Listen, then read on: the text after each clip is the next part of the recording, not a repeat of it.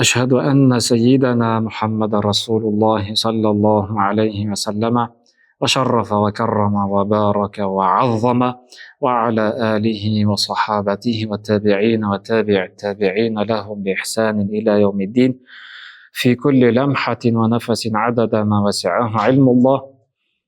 أما بعد والسلام عليكم ورahmatullahi wa barakatuh. Құрметті бауырлар, құрметті пайғамбарымыздың сүйікті үмметі, сабағымызды жалғастырамыз. Пайғамбарымыздың сипаттары, сондай-ақ есімдеріне тоқталудамыз. Пайғамбарымыздың шамамен алғанда 35-ші есіміне келдік. Сайидуна хатимур русул, мағынасы елшілердің мөрі, елшілердің соңғы нүктесі.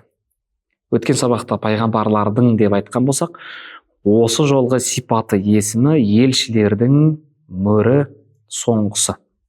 Оған қатысты пайғамбарымыз саллаллаху алейхи вассалам былай дейді: Кунту набиян ва адаму мунжадилун фи тинатихи.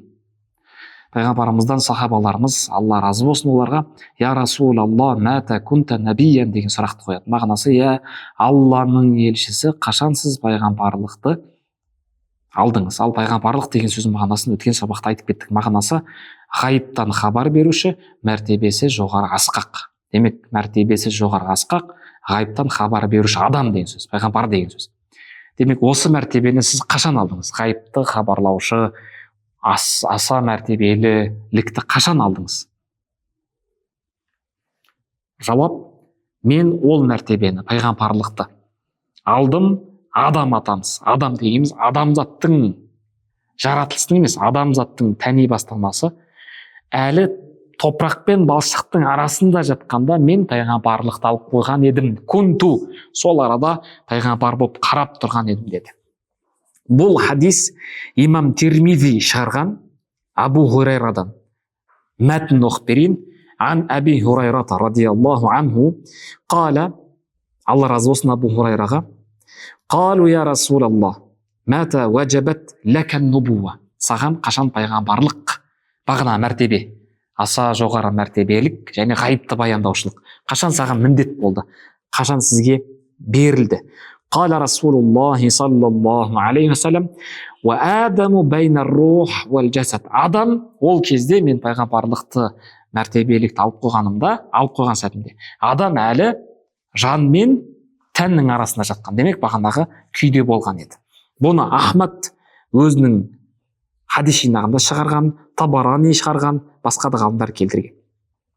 Демек, хатаму ар-русул, елшілердің мөрі. Демек, Аллаху субханаху ва та'аля пайғамбарымызды руханиятта бірінші қылады. Бастаушысы ма? Сомен шариғаттың аяқтаушысы қылады. Сомен аяқтайды шариғатты. Адамзат омен аяқталмайды, ол қияметпен бітеміз біз. Бірақ шариғат кіммен аяқталады? Елшілік кіммен бітеді? Пайғамбарлықпен. Біліңіз, пайғамбарымыз, біздің пайғамбарымыз Мұхаммад бойында пайғамбарлықты да алған. Ол пайғамбарлық басқа бір мәртебе, оның анықтамасы басқаша. Сондай-ақ елшілікті де жинаған. Сонда пайғамбарымызда елшілік бар, расул деген сипаты да бар. Сондай-ақ набиюн, пайғамбарлық деген сипаты бар. Сонда пайғамбарымыздың бойында алғашқылық, біріншілік деген сипат табылады. Сондай-ақ соңғылық, ақырет деп жатамыз. Ақырет дегеніміз соңғылық деген сөз, ақыр, соңы деген сөз. Ол да тағы да араб тілінен алынған, енген сөз. Соңғылық та бойында жиналған. Сонда алғашқылық та бар, соңғылық та бар. Бастаушы да, аяқтаушы. Оған қатысты пайғамбарымыз өзі былай дейді. Бұл Әл-Байһақидің фи Шуъабил иман деген кітабында келтірілген. Яқулу Расулуллахи саллаллаху алейхи вассалам: Жа'алани Рабби фатихан ва хатиман деген. Раббым мені бастаушы қылған және аяқтаушы, мөрлеуші қылған. Сонда пайғамбарымыздың бойында алғашқылық бар, соңғылық бар. Екі мағына бар. Руханиятта бар, моральдық жақ бар, сонда материалдық жақ бар. Ол жағынан да пайғамбарымыз бірінші. Сонда пайғамбарымыз мына жарық әлемге Мұхаммад деген есіммен, Мұхаммадия деген сипатымен көрінген болса, ал көрінбейтін ішкі әлемде, моральдық әлемде, руханият әлемінде Ахмад есіммен басталған. Келесі есімі ол Сайидуна Махи. Сайидуна Мухи. Махи деген есімді айттық. Бұл есімі Сайидуна Мухи. Мухи дегеніміз жүректерді Алла сол Мұхаммедпен тірілтеді. Міне көрдіңіз ба? Аллаху субханала тағаланың құдіреті шексіз. Өзі тірілте алады. Тірілтуші де өлтіруші Алланың сипаты. Ода талас жоқ. Жаңалық енгізіп, ешкім айтпаған нәрсені ешкім айтып жатқан жоқ, Алла сақтасын. Тірілтуші де өлтіруші, беруші де алушы Алла. Бірақ сол сипатты көрсететін, сол сипатты түсіндіретін, сол сипат көрініс табатын орын ол Мұхаммедун Расулулла. Алла жарата алады. Оған қатысты оқиға бар. Ибрахим алейхиссалам Алла тағаланың тірілтетін, өлтіретін сипатына қатысты оқиғаны келтірген. Ибрахим алейхиссалам болған. Құдіретін көру үшін. Сонда күдіктенді ме Ибрахим алейхиссалам? Жоқ, Ибрахим алейхиссалам не деп айтты? Иманымды бекемдеу үшін, толықтыру үшін, кемелдендіру үшін деді. Бағанағы әртүрлі құсты өлтір, еттерін аралас, сонымен бөлшек-бөлшек қып таудың басына немесе бағанағы бек жерге қой, кейін шақырсаң, әрбір құс бүтінделіп, тіріліп қайтып келеді. Дұрыс па? Міне тірілтуші кім? Алла. Бірақ соны көрсететін, мағынасын түсіндіретін көрінісі ол Мұхаммедун Расулулла. Қалай? Алла бірден сыйлады, бірақ оны істемейді сізбен бізге. Біз оған лайық емеспіз. Мысалға, бізге көрсететіні шөл дала, құрғап кеткен. Соны қайтадан жабырмен тірілтеді. Міне, тура сол сияқты. Алла не істей алады? Сол сипатын Мұхаммедпен көрсетеді. Қалай? Мухи, тірілтуші сипатын қалай көрсетеді? Пайғамбарымыздың аузымен маған пайдалы нәрсені айтқызады, жеткізеді. Соны істеген адам тіріледі.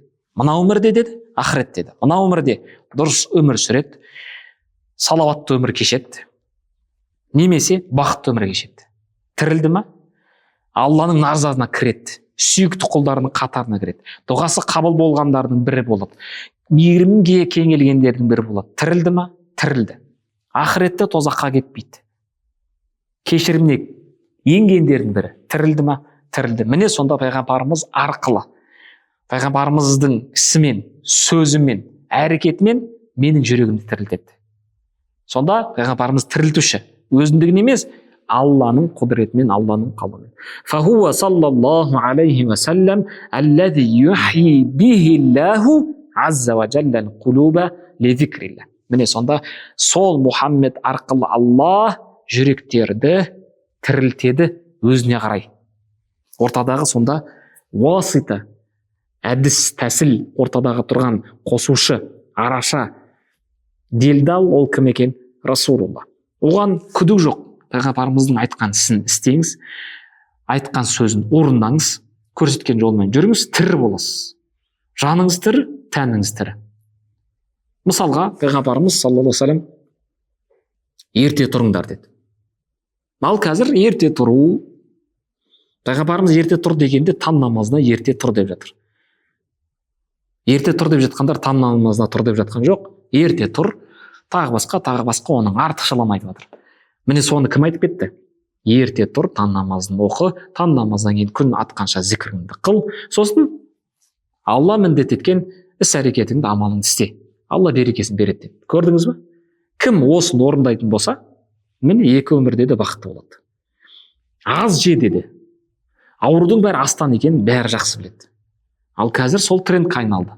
Аз жеу керек, тағы басқа, ананы жеме, мынаны жеме. Соның бәрін жинақтап пайғамбарымыз бір ауыз сөзбен айтты. Қарның ашқан сәтте же, бірақ тойып жеме деді. Аз же. Міне, ауырмайсың. Демек, тірісің ба? Бақытты өмір ма? Бақытты өмір. Аз жеген адам, қажетті мөлшерде жеген адам, қарны ашқан кезде жеген адам, ауырмайды. Құлшылықта да белсенді болады, тіршілікте де белсенді болады. Дені сау болады. Ұйқыға тартпайды, жалқаулыққа ұрынбайды. Сонда пайғамбарымыз арқылы Алла не істеп тұр? Мені тірілтіп тұр. Ағашты сындырма деді. Ортаға зиян берме деді. Қоршаған ортаға мейірімділік қыл деді. Баршамызға мәлім, ол баяндалған, айтып кетейін. Онда салауат келген. Пайғамбарымызды көріп, түйе жүгіріп кеп, көзіне жас аурап шағымданған, сонда салауат келеді, шағымын айтқан деп келеді.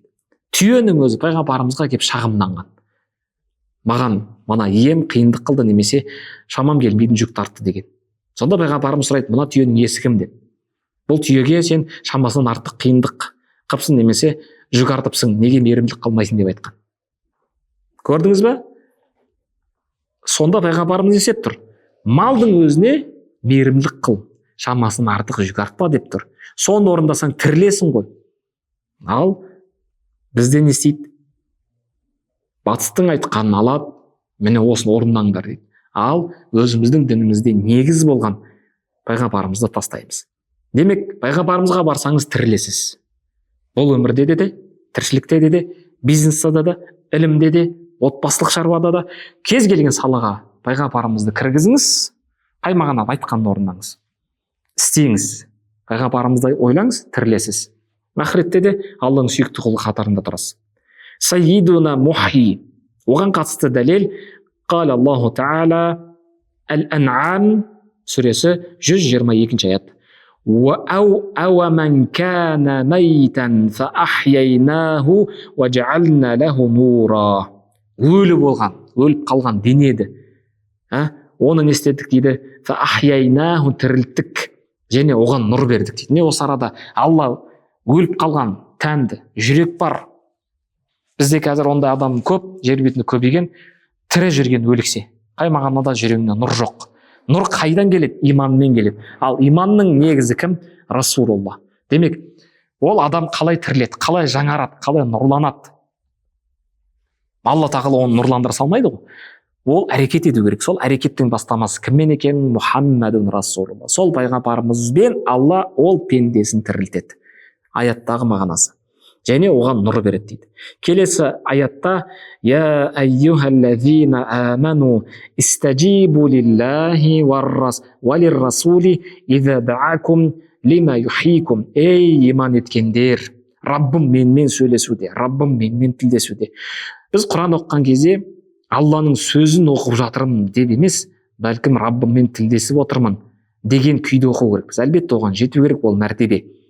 Міне, соның бір дәлелі, соған бір мысал, ей иман еткендер деп жатыр. Сонда бірде мен елең ете қалу керекпін, құлақ асу керекпін. Себебі мен иман еткен пендесімін. Иман еткен болсам, мен оған құлақ асып тоқтау керекпін. Раббым маған айтып жатыр. Не айтпақ енді? Истаджибу, бой ұсыныңдар, құлақ асыңдар, тыңдаңдар, орындаңдар. Алланың айтқанын, лилля, Аллаға бой ұсыныңдар. Және енді Раббымның айтқанына қалай бой ұсынамын мен? Раббым тікелей маған айтпайды ғой, мен ондай деңгейде емеспін.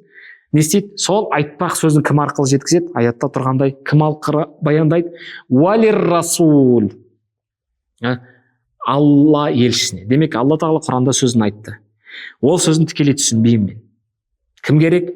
Елшісіне жүгінемін. Валир расул. Сондай-ақ Аллаға бойсынғандай, оның елшісіне. Иза даакум, сендерді шақырған болса, сендерге үндеу салған болса, лима юхикум, неге шақырған болса? Тіршілік, тірілетін жаққа, тіршіліктерің бар жаққа шақырған болса, бойсыңдар деп тұр. Міне, Алла тағала пайғамбарымыз арқылы жүректі, сондай-ақ жүректі және де жанды, рухты тірілткен. Себебі пайғамбарымыздың әр ісінде ем бар, әр ісінде нұр бар. Ол ем, нұр жүрегімізге арналған. Сайидуна мухи, тірілтуші. Осы таңға дейін тарих оған дәлел, адамзат оған қарсы келе алмайды, жоққа шығармайды.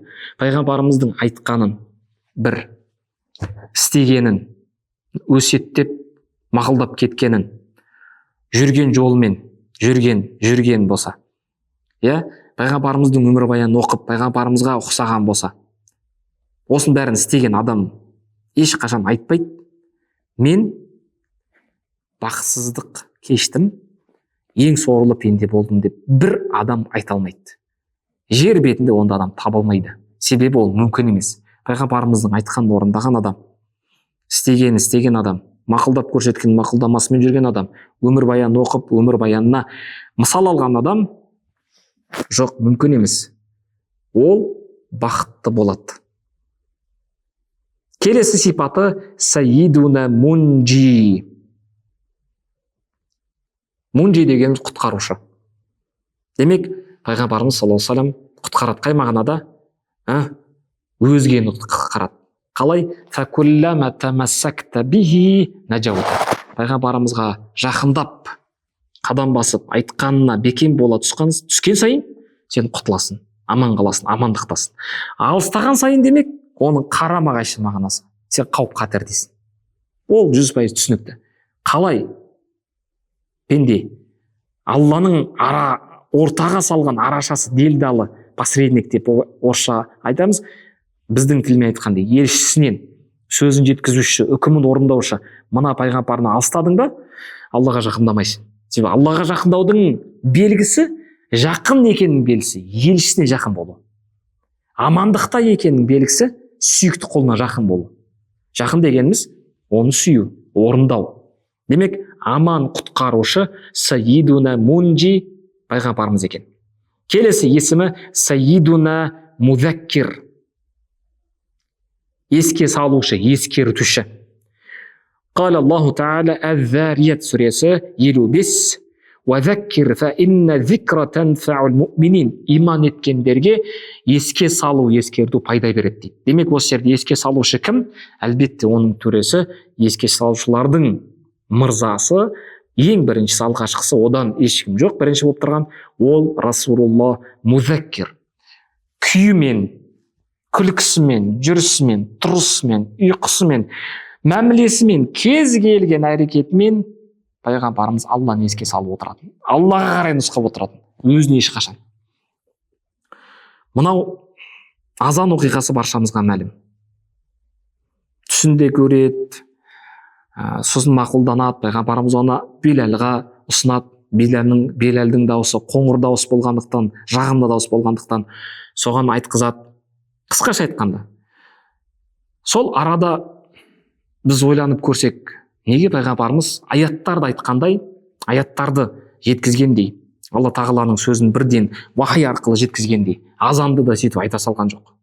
Азанның сөздері осындай, былай айтасыңдар деп. Ғалымдарымыз оның себебін былай дейді, сырын ашуда. Егер пайғамбарымыз сол арада сахабаларға тастамай, сахабалардың бірі түсінде көріп, соны үкім қып, сүннет қып бекітпей өз айтқанда, онда пайғамбарымыз өзін мақтаған болар еді, өзін ұсынған болар еді деген себепті айтқан. Шынымен ақ кейінгі жаулар, діннің дұшпаны жетеді, ол қияметке дейін бола береді. Қас жаулар айтар еді, Мұхаммед міне азанға өзінің есімін ұсынды, өзін мақтапты ғой, өзін дәріптепті ғой деген сөзді айтар еді. Міне соның алдын алған. Сол себепті азанға қатыспаған, қалдырған. Азанның сөздерін өз айтпаған. Оны кім айтады? Сахабамыз түсінде көреді. Міне көрдіңіздер ме? Демек, Алла тағала пайғамбарымыз солай жаратқан, әр сөзі, әр әрекеті, қимылы, қасына дейін, ишаратына дейін өзіне ишарат етпейді, өзіне меңземейді. Бәлкім Аллаға не істеп отырады? Апарып отырады. Келесі сипаты есімі Сайидуна Насир. Фахуа саллаллаху алейхи вассалам насирул хаққ бил хаққ ва даи иля сиратил мустақим. Насир дегеніміз жеңуші, жеңіске жетелеуші, басым болушы, жетістікке жетуші. Себебі пайғамбарымыз ғана сол сипатқа ие. Кейін бұл есіммен сипаттала беретіндер көп, бірақ шын мәнінде ақиқатында осы есімге лайық болған, лайықтылардың ішіндегі лайықтысы сол насир, жеңуші. Қалай? Хақ пен хақты, насирул хақ бил хақ, хақты хақпен жеңген. Немесе ақиқатқа ақиқатпен насихаттап жеткен. Уаддаи иля сиратил мустақим. Тура жолға шақырушы, бағыттаушы, үгіттеуші. Ол кім екен? Насир, ол Расулулла. Келесі есімі сипаты Сайидуна Мансур, жеңіске жетуші. Ана жерде енді араб тілінде сәл айырмашылық бар. Насир, істеуші формасында тұрған болса, бұл жерде Мансур жеңген, жеңіске жеткен, қол жеткізген болады. Анау жеңуші болса, бұл жерде жеңген, жеңісті тойлаушы. Фахуа мансурун би раббихи. Ал пайғамбарымыз бұның бәрін өзі істемейді, бәлкім бұның бәрін істетуші Алланың қалауымен, жәрдемімен болады. Демек, жеңіске жеткен, әрдайым жеңіп отыратын, ұтылмайтын деген сөз. Әрдайым жеңіп отыратын, ол өзіндігімен емес, Раббысымен болатын мансур, ол Расулулла. Қала Аллаху Та'ала Рум сүресінің 47-ші аяты: «Ва кана хаққан алейна насрул муъминин».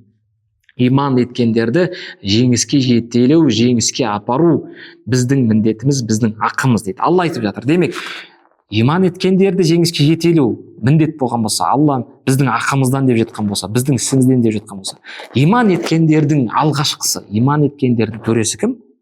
Пайғамбарымыз. Демек, пайғамбарымыз әрдайым жеңісте, жеңілмеуші, ұтушы.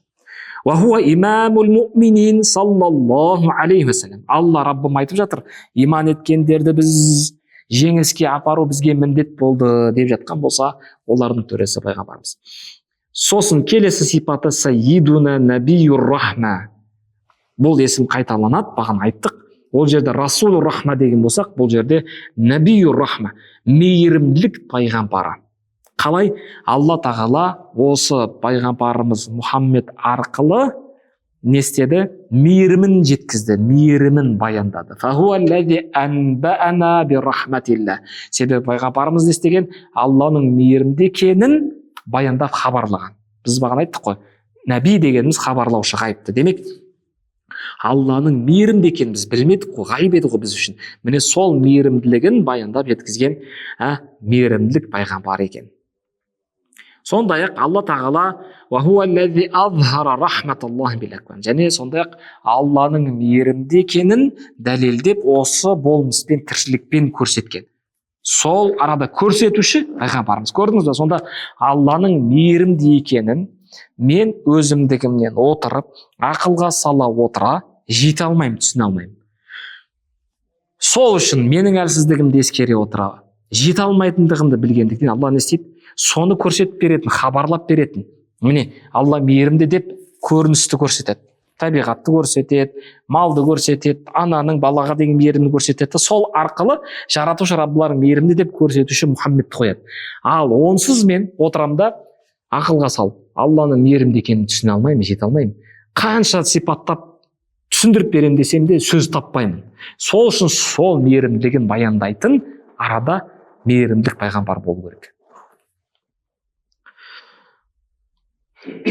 وهو صلى الله عليه وسلم الذي علا برحمته فصار اليد العليا للأكوان التي هي خير من اليد السفلى لأنه هو الذي يمد جميع الأكوان بأسباب وجودها وبقائها وهدايتها. من الله تعالى نستеді сол жоғарғы болған, үстем болған қол арқылы төменгі қолға мейірім етті. Ол кімнің қолы? Пайғамбарымыздың қолы. Себебі пайғамбарымыз бізге беруші. Пайғамбарымыздың қолынан үстем тұратын жер бетінде қол жоқ. Демек, қалған қолдың барлығы ол төменгі қол, пайғамбарымыздан алушы. Ол қолды Алла қалай жаратты тұр? Сонда мейірім қол қылып тұр. Сол қолмен жеткізіп тұр, сол қолмен беріп тұр. Ал астында тұрған ол менің қолым, сол үстінде үстем болып тұрған қолдан алып тұрмын. Келесі сипаты Набию Тауба. Тәуба пайғамбарлығы. Қай жағынан, қай мағынада? Әлбетте пайғамбарымыз келіп не істеген? Мынау тәубе есігі, тәубені былай жасайсың, тәубе жасасаң мынандай болады деп тәубеге сілтеген, тәубе жайында хабар берген пайғамбар ол Мұхаммадун Расулулла.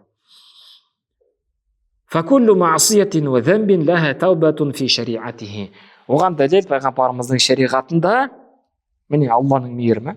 Демек, көрдіңіз, Алла тағала осы Мұхаммед арқылы, пайғамбарымыз арқылы соған шариғатты бере отыра не істеп тұр? Мейірім етіп тұр. Оған дәлел міне айтып жатырмыз.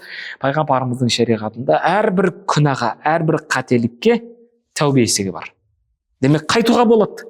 Себебі тәуба дегеніміз Раббыма қайттым деген сөз. Мағынасы қателік қылдым, сол қателігімді мойындадым, әлсіздігімді, енді кешірімді, Раббыма қайттым деген сөз. Құл я ибади قل يا عبادي الذين اسرفوا على انفسهم لا تقنطوا من رحمة الله. Пайғамбарымыз айтып жатыр: "Я Мұхаммед, айт менің құлдарыма, өздеріне ысыраф қылған, қай мағынада өздеріне зұлымдық қылып, күнә жасап қойған, қателік қылып қойған. Міне сол қолдарым айт, үміт үзбесін, күдер үзбесін. Иә, Алланың мейірімінен, Алланың мейірімі шексіз, айтпағы тәубе жасасын, қайтсын деп жатыр. Міне осыны кім арқылы баяндап тұр? Кім арқылы жеткізіп тұр? Мұхаммадун Расулулла. Демек, набию тәуба, тәуба пайғамбары. Келесі сипаты саййидуна харисун алейкум. Бізге өте ынтық, сақ, қай мағынада үмметім аман болса екен, үмметім тура жолмен жүріп кетсе екен, үмметім Алланың ашуына, қаһарына ұшырап кетпесе екен деп ана сияқты қарап отыратын, ана сияқты назарын салып уайымдап отыратын харис кім екен? Пайғамбарымыз. Алейкум, бізге. Тозаққа түсіп Алланың ашуына ұшырап кетпесе екен деп отыратын. Оған дәлел Сахих Бухариде де келген, Алла разы болсын, сондай-ақ имам Муслимде де келген, Алла мейірім етсін. Былай дейді: Қала Расулуллах саллаллаху алейхи вассалам: "Мәсәли ва мәсәлукум камәсәли раджулин ауқада наран фажа'ала аль-жанадиба валь-фураша яқa'на фиха ва хува юзхибна анха ва ана ахизун бихаджзикум ва антум тафлатуна мин яди ау туфаллитуна мин яди." Мағынасы бұл хадистің: менің және де менің мысалым, мен өзге адамның мысалы. Демек, пайғамбарымыз өзін түсіндіруде, өзінің қандай мысалда, қандай миссияда жаратылғанын түсіндіріп беру үшін мысал келтіріп жатыр. Менің мысалыммен бір адамның мысалын түсіндірейін. Демек, көрдіңіз бе, сіз бен бізге түсіндіру үшін мысал әкеліп отыр. Оны Алла тағаланың өзі айтқан, мысал келтірген Құранда. Тура сол әдісті пайғамбарымызда жасап отыр. Сонда не істеп тұр? Біздің деңгейімізге түсіп, түсінікті болсын деп жасап отыр. Бұл мейірімділігі да. Оны Алла беріп тұр. Мен қандаймын дейді, менің мысалымда былай түсінгендер дейді. Бір адам бар, мен сол сияқтымын дейді. Түнде қараңғы, түп-түнек қараңғыда от жақты. Сол от жанған кезде, қараңғы түнекте от жанған кезде, жан жақта тыныш ұйықта жатқан тіршілік иесі шыбын-шіркей бар, не істейді? Күн атты екен деп, күн шықты екен деп, бағанағы отқа қарай ұшады, ұмытылады. Содан түседі, күйіп кетеді. Сол арада отқа түспеңдер, бұл жалған, күйіп кетесіңдер, құрып кетесіңдер деп сендерді отқа жолатпай, оттан қайтарып құтқарып жатқан менмін дейді. Міне қараңыздар, мысалын қалай келтірді. Мен сондай мағынадамын, сондай миссияда келгем, мен миссиям сол. Бірақ сол арада кейбіреулерің, сонда да ол ақиқат, сонда да ол күн, жеңіс осы жерде, бақыт осы жерде деп, бағанағы отқа қолымнан ұстап алса да, пайғамбарымыз дейді, қайт деп ұстап алса да, қолымнан сыдырылып тұрып күшпен шығып кетесіңдер деп жатыр. Демек, пайғамбарымыз мысалы өте түсінікті. Сонда ынтық па бізге? Бізге мейіріммен қарай ма? Ана сияқты уайымдай ма? Уайымдайды екен. Келесі сипаты саййидуна ма'лум. Ма'лум дегеніміз белгілі. Белгілі дегеніміз, мысалға бір адамды таныстырамыз. Ортаға келген кезде пәленше деп таныстырған кезде ғана танып жатамыз. Ал таныстыруды мұқтаж етпейтін, адамзатқа мәлім болған, адамзатқа емес, тіршіліктің баршасына мәлім болған, періште әлемінде де мәлім, жын әлеміне де мәлім. Сіз бен біз сияқты емес, ақылсыз болған мына жануар әлемі бар ғой, қой бар, ешкі бар, жыртқыш әлем бар, ара бар, тышқан бар, маса бар. Бұлай қарасақ, осы әлемнің бір гармониясында жүрген, тұрған баланста жүрген бір тіршілік деп ойлаймыз ғой. Жоқ, олай емес. Осы тіршіліктің өзі бізге жеркенішті болып көрінгенмен де, ит бола ма, шошқа бола ма, доңыз бола ма, балық бола ма, соның барлығы оны таниды, оны біледі. Олар таныстыруды мұқтаж етпейді. Оларға барып таныстыруды қажет етпейді. Сұрамайды да олар кім екенін, сізден артық, бізден артық біледі. Сонда белгілі болған мәлім кім екен? Өте керемет сипаттың бірі ол Расулулла. Ал сізбен біз өсеміз, анадан дүниеге шыр етіп келеміз. Міне сол арада біз белгілі болдық па? Атымызды туасап қояды да, оған дейін сен кімсің? Ер адам мен әйел адамның арасындағы қосындысына туындаған адамсың, жаратылысың, бірақ атың беймәлім. Атыңды қойған кезде де сенің кім екеніңді ата-анаң біледі. Әлі сен ешкім емессің. ата анаң қамқорлық қылады, кейін өсесің, дамисың, бітесің, аяққа тұрасың, жығыласың, сүрінесің, сосын тамаққа көшесің, сөйтіп мектепке түсесің. Кім сені біледі? Сол ортаң ғана. Бірақ әлем, мен бағана атап өткен әлем сені таниды ма? Жоқ, танымайды. Жетістікке жететін шығарсың, атақты болатын шығарсың, соның өзінде де сені таныстырып жатады, қошеметтеп, бәленше деп. Міне соның бәрін қажет етпейтін, әлемдерге мәлім болған, мәлім, міне мәлім. Қазақша біз қолданады екенбіз, мәлім деп. Ол тағы да қызығы араб тілінен алынған сөз екен. Мәлім болып кеткен. Ашып таныстырып отыруды қажет етпейтін ол Расулулла екен. Аспан әлемінде де мәлім болған, жер әлемінде де мәлім болған. Тіпті бағынағы періште әлем мен жын әлемінде де. Оған дәлел пайғамбарымыз аспан әлеміне шықты. Ми'радж оқиғасын білесіздер. Бірінші аспанға, екінші аспанға, солай 7 қабат аспанға шықты. Ол әлемнің барлығында кімнің келгенін білді. Кімнің есімі қалды? Мұхаммед деген есім қалды. Мұхаммедун Расулулла. Себебі қақпада тұрған періштелердің әрбірі сұраған еді, ол кім? Қасында тұрған кім дегенде Жибрил алейхиссалам айтқан еді, ол Мұхаммед деп. Сонда сұраған еді, оған пайғамбарлық беріліп қойды ма? Бағанағы миссияны жүктеп алды ма деп сұраған. Міне, демек пайғамбарымыз әрбір әлемде белгілі, мәлім.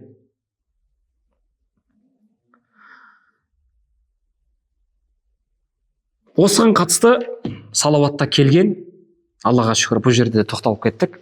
Сахих хадисте келген: وفي الحديث الصحيح عندما كان يريد أن يقضي حاجته نظر فرأى شجرتين فقال لسيدنا جابر بن عبد الله: اذهب يا جابر وقل لهاتين الشجرتين رسول الله يدعوكم إليه فالشجر والحجر والجماد يعرفه فتأتي الشجرتان إليه تسيران على ساق بلا قدم حتى التفت عليه فقضى حاجته ثم أشار إليهما أن ترجع كل واحدة لمكانها فرجعت. Бұл пайғамбарымыздың өмір баяндалған көптеген кітаптарда келген, тіпті мәуліт кештерінде де айтылады, мына салауатта да келтірілген, Аллаға шүкір, басқа кітаптарда да келтірілген. Бұны тіпті біздің дінімізге жаулардың өзі күлкі қылып киноға түсіріп қойған. Ал біз соны кинода қарап отырамыз, мән бермейміз. Өзіміздің дінімізде бар екенін білмейміз. Ол қандай оқиға? Пайғамбарымыз бірде бір сапарда әскермен жорыққа шығады. Сонымен оңашаланып, қажеттілік, әжетхана дейміз ғой. Әжетхананың өзі сол хажат, қажеттілік деген шыққан, қажетхана. Әжетіңді өтеу үшін, әжетін өтеу үшін сыртқа шығады. Оңаша шыққан кезде қасында қызметінде болған, қызмет етіп сол мәртебеге қол жеткізсем деп жүрген Жабир ибн Абдулла деген сахаба болады. Жабирге айтады: ей Жабир, ана екі тұрған ағашқа барып айт, Алла елшісі сендерді шақырып жатыр деп. Сонда Жабир ибн Абдулла барып ағашқа айтқан: Алла елшісі сендерді шақырып жатыр деп. Міне сонда ағаштар пайғамбарымызға аяқсыз келген. Аяқсыз дегеніміз мына тамырлармен бетіп орындарынан жылжып келген. Міне осыны сізге кино қылып, ертегі қылып көрсетіп жатыр. Ал сіз соған сеніп отырсыз. Ертең осында ақиқат айтылғанда, мынау фантастика айтып кетті ғой, мынаның сөзі кино болып кетті ғой деп қабылдамайсыз. Сомен нәтижесінде Алла сақтасын, пайғамбарымыздың бойында болған ерекшелікке иман етпей діннен шығып кетуіңіз мүмкін. Демек, осындай зардаптар бар мультфильмнің немесе киноның, фантастиканың. Шын мәнінде оның түбін зерттеу керек, негізін қарау керек, қайдан алды болар? Бола ма бұндай нәрсе? Сөйтсек, біздің дінімізде бар екен, пайғамбарымыз оны жасаған, ол бар. Жаңалық емес, пайғамбарымызға бағанағы екі ағаш келген. Міне. Фатати шажаратани илейхи тасирани аля сақин била қадамин. Аяқсыз бетіп, тамырларымен келген. Келгенде бетіп пайғамбарымызға иіліп, жапырақ бұтақтармен былай бүркеп қоршап алған. Неге? Қажетін өтеген кезде, дәрет сындыру дейді ғой. Соны өтеген кезде тірі жан, адам, біз сияқтылар көрмеу керек. Сол үшін жауып тұрады бейтіп. Ешкім көрмеу керек. Жауып, қымтап жан-жағынан қоршап тұрған.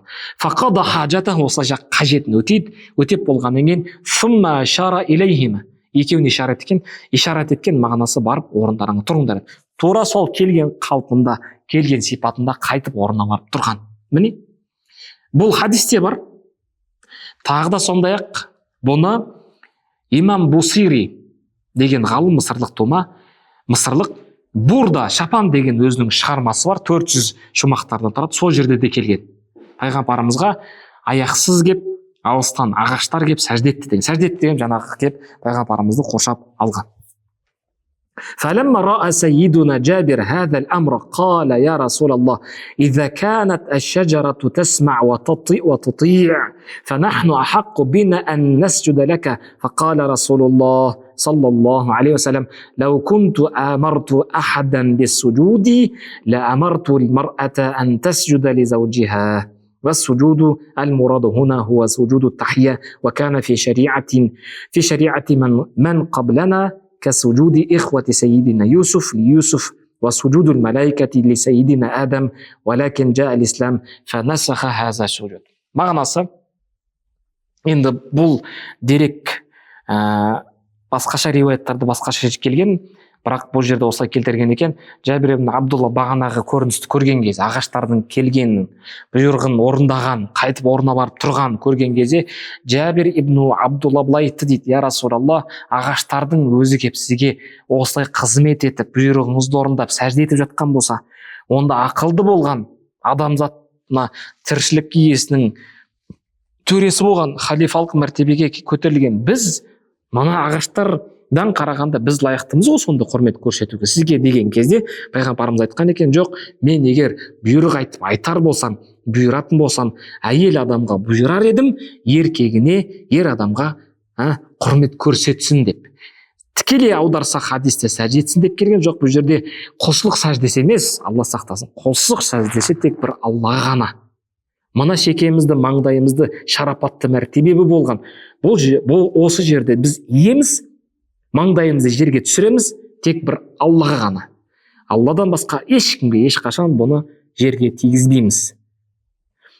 Бұл жердегі сәжде жерге еңкею немесе бағанағы мағынасы ол құрмет ету.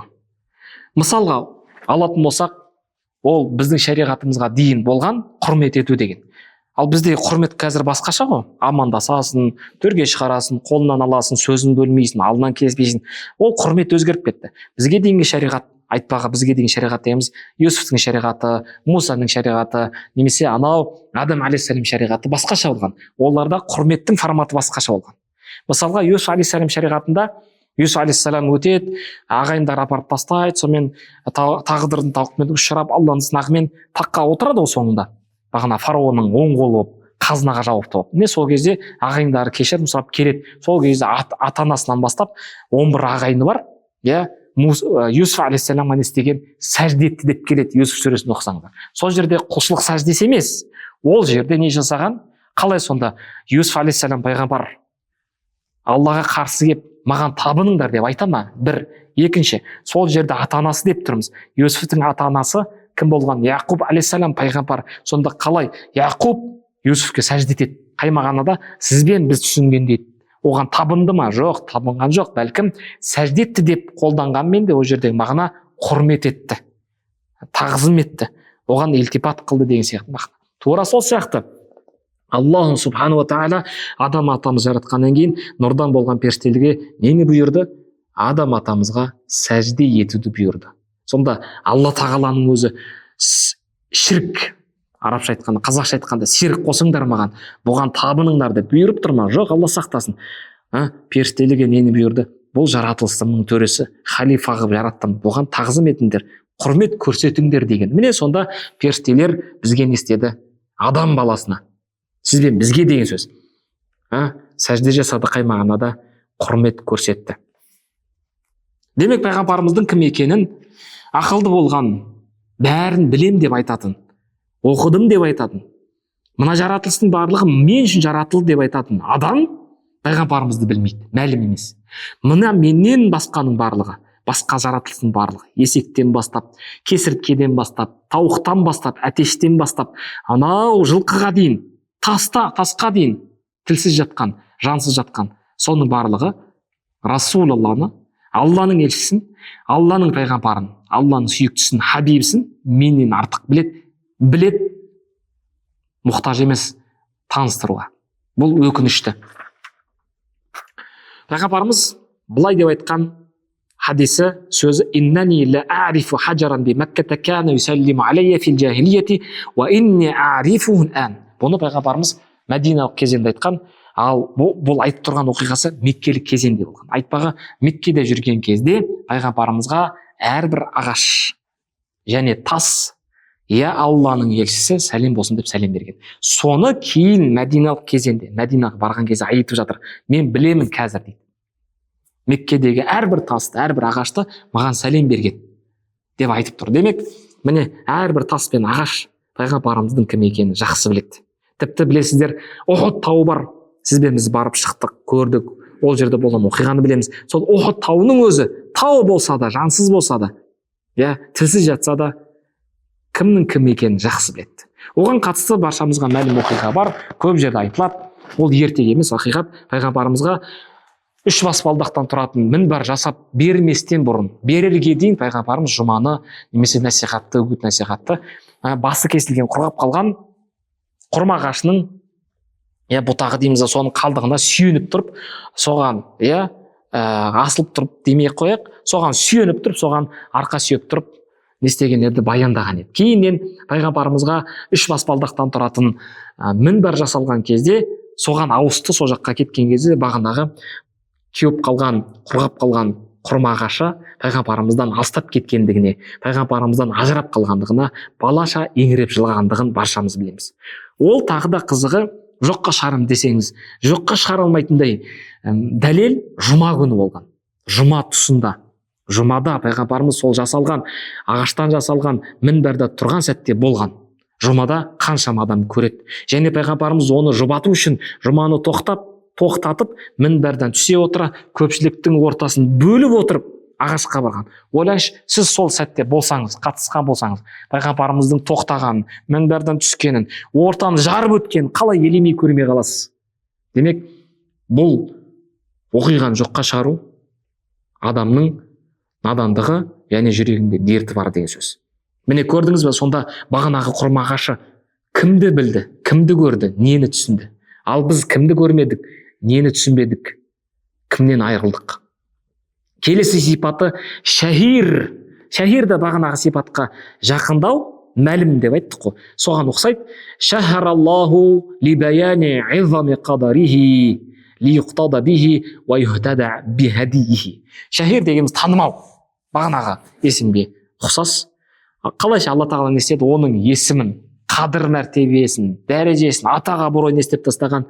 Танымалық тастаған. Не үшін? Соған қарап өнеге тұтсын деп, соның жолмен жүрсін деп, соның жолмен жүріп тура жолға түссін деп танымал қылған. Көрдіңіз бе? Алланың мейірімі ғой. Белгісіз қылып қойсашы, іздеп таппаймыз ғой. Кім қайда? Аллаға мадақ.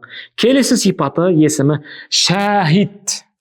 Бұл да керемет есімдердің бірі. Ол мына салауатта келген.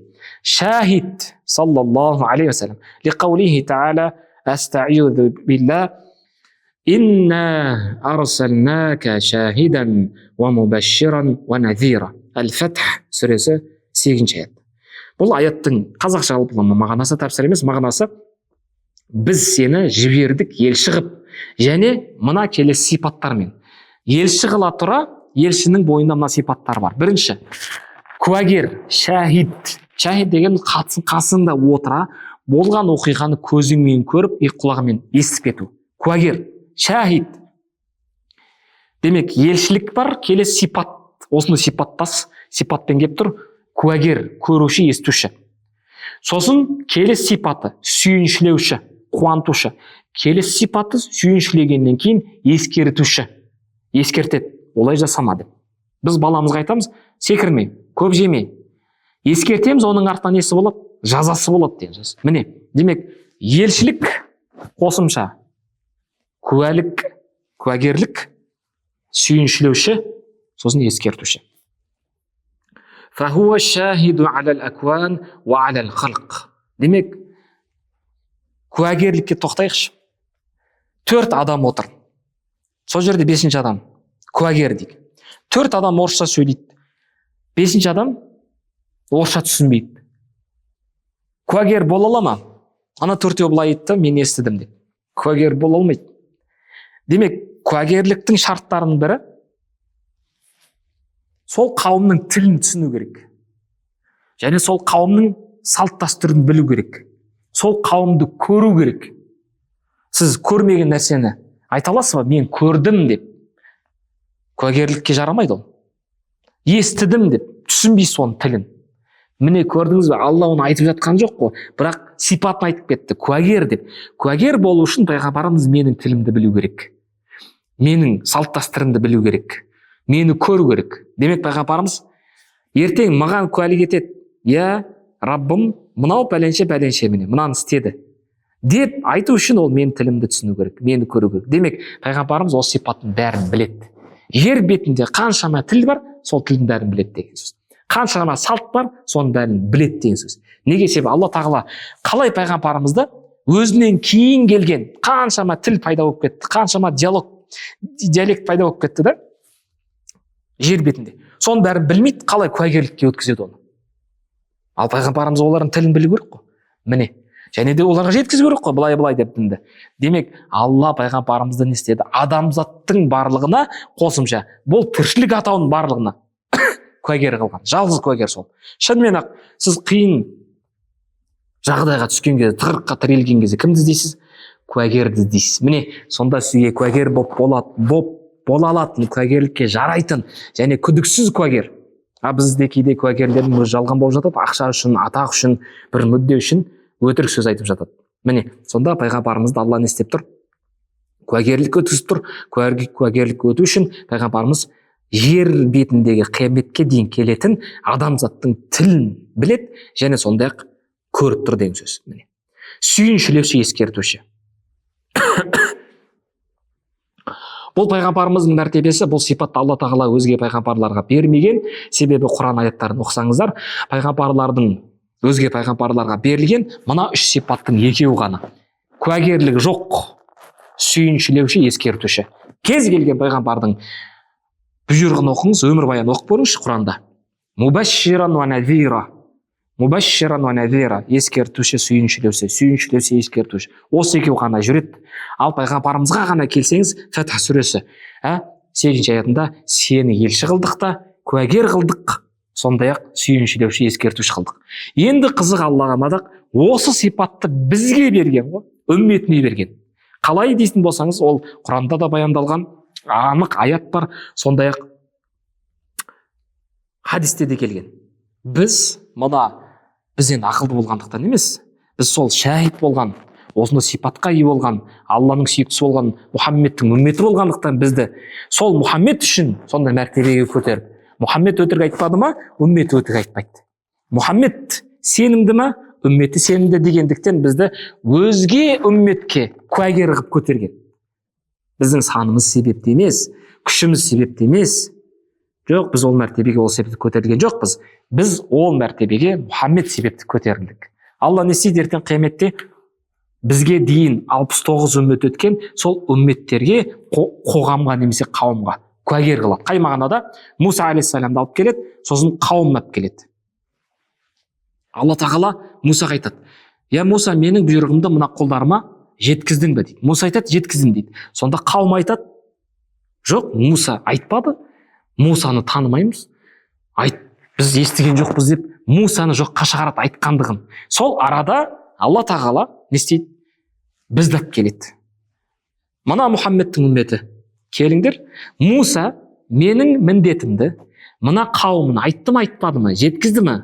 Муса ақиқатты айтты ма, жоқ? Қауымы өтірік айтып тұр ма? Жоқ, Муса өтірік айтып, Алла сақтасын, қауымы шындықты айтты ма? Сендер төрелік қылыңдар, куәгер болыңдар деп бізді ортаға шақырады.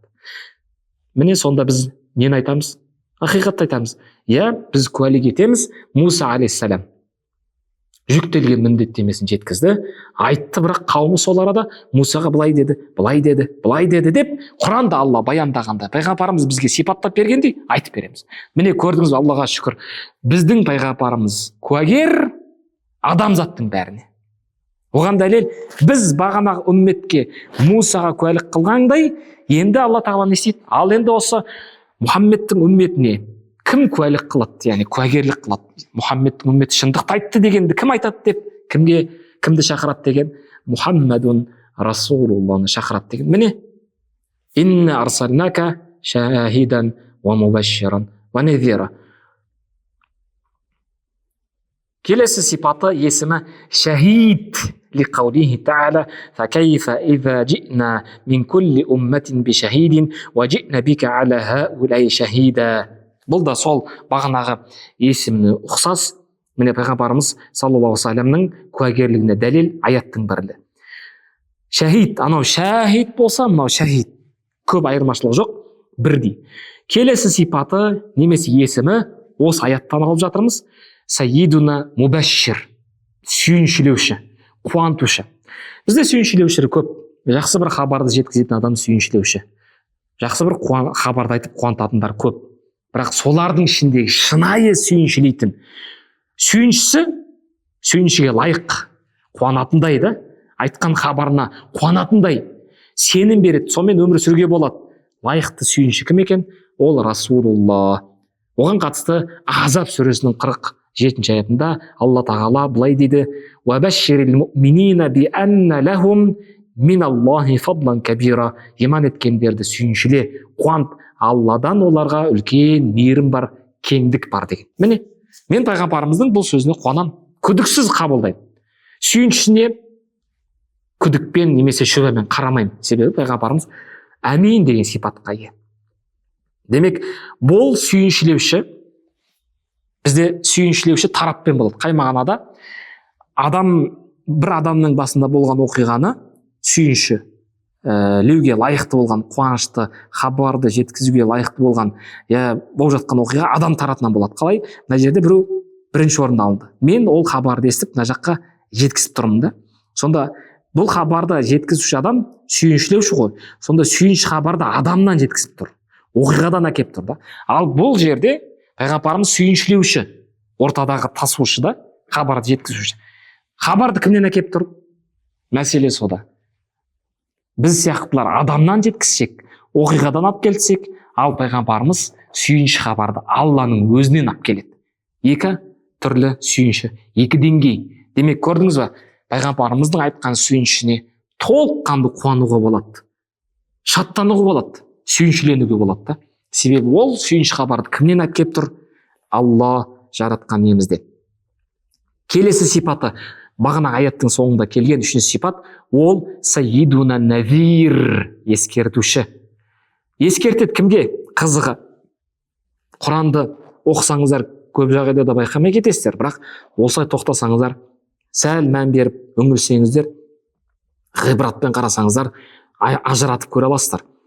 Сүйіншілеуші кімдерге қызық енді?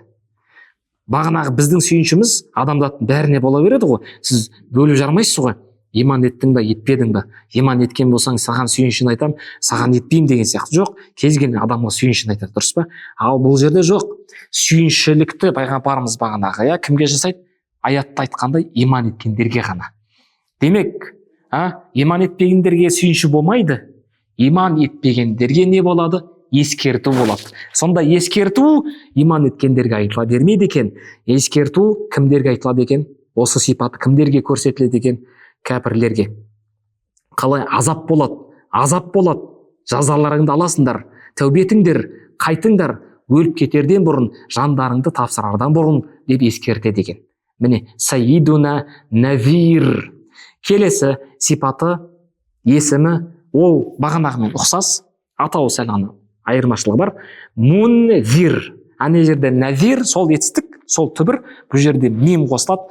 Мунвир. Бұл жерде не болады енді? Ана жерде назир деген етістікті алсаңыз, тек қана кәпірлерге азап болады, тәубе ет деп ескертсе, мына жерде мим қосылады да түбір сәл өзгереді.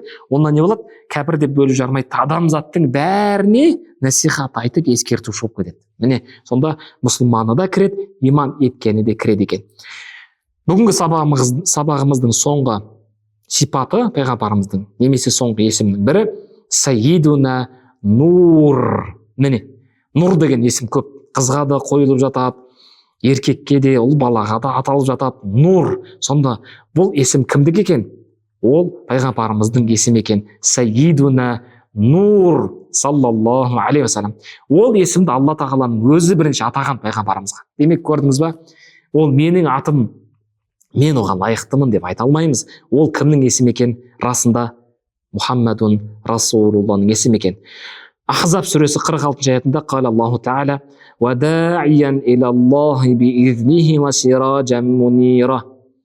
Qad ja'akum миналлахи нурун ва китабун мубин." Маида сүресі 15 аят. Міне, Алланың өзі пайғамбарымызды нур деп атаған. Фахуа маусуфун бин нур фил Қур'анил карим. Пайғамбарымыз Құран кәрімде нур деп сипатталған. Демек, нұрдың нұры кім екен?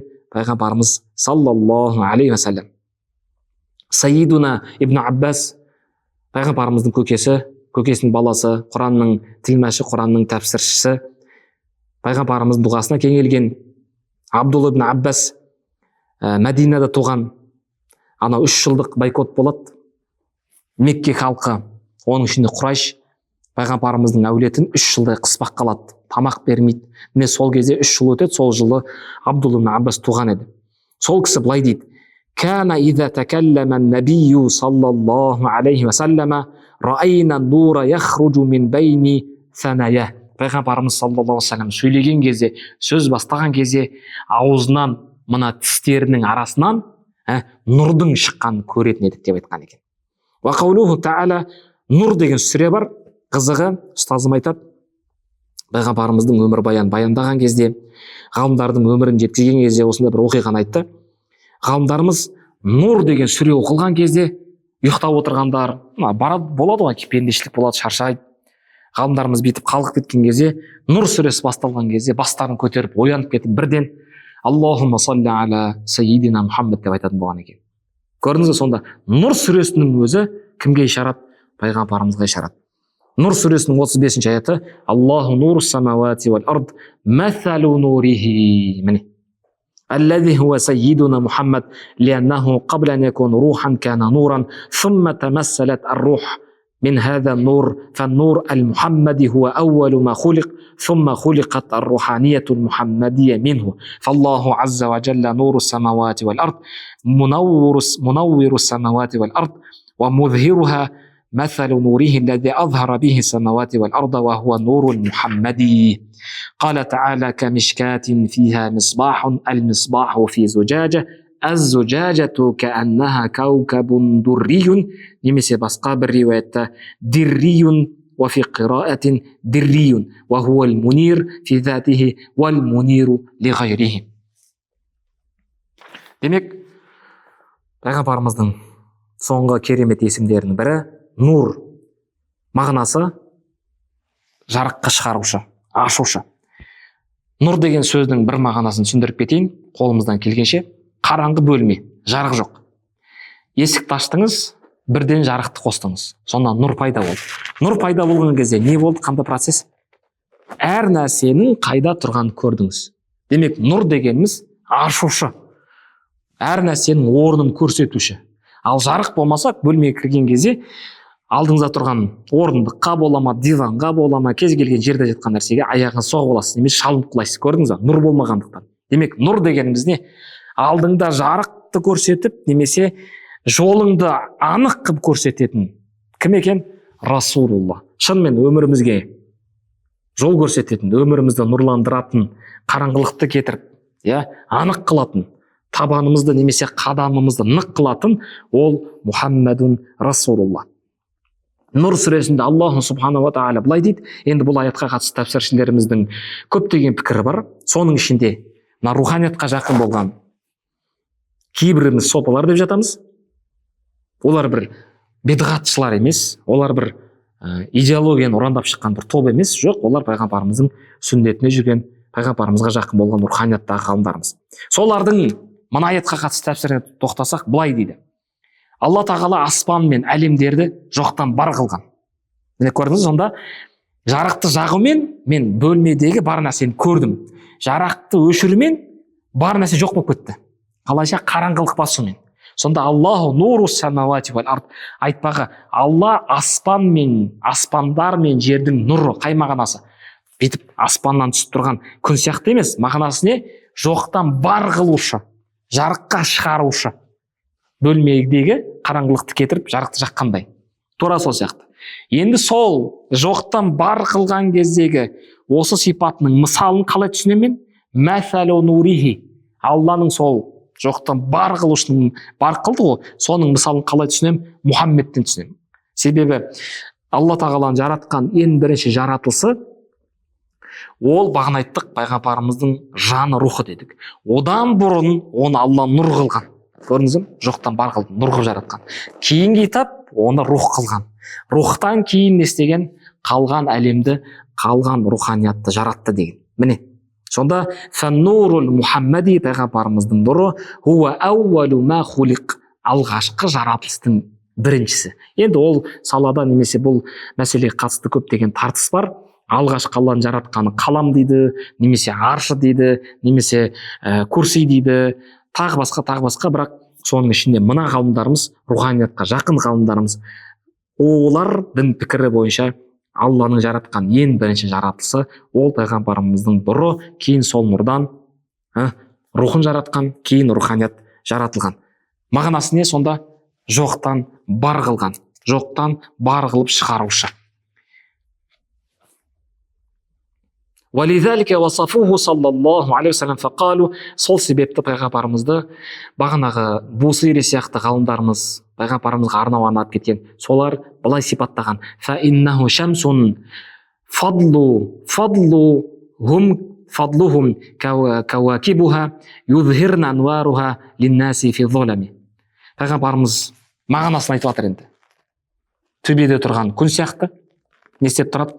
Артықшылығын, кеңдігін немесе өзгелердің артық екендігін жан жаққа не істеп тұрады? Шуаған шашып тұрады. Мағынасы жаратылыстың бастамасы, жаратылысты жоқтан бар қылушы, шығарушы, нұр болып тұрған ол Расулуллахи саллаллаху алейхи ва саллям. Субханака Аллахумма бихамдик, нашхаду ан ла илаха илля анта, настагфирука ва натубу илейк. إن الله وملائكته يصلون على النبي يا أيها الذين آمنوا صلوا عليه وسلموا تسليما.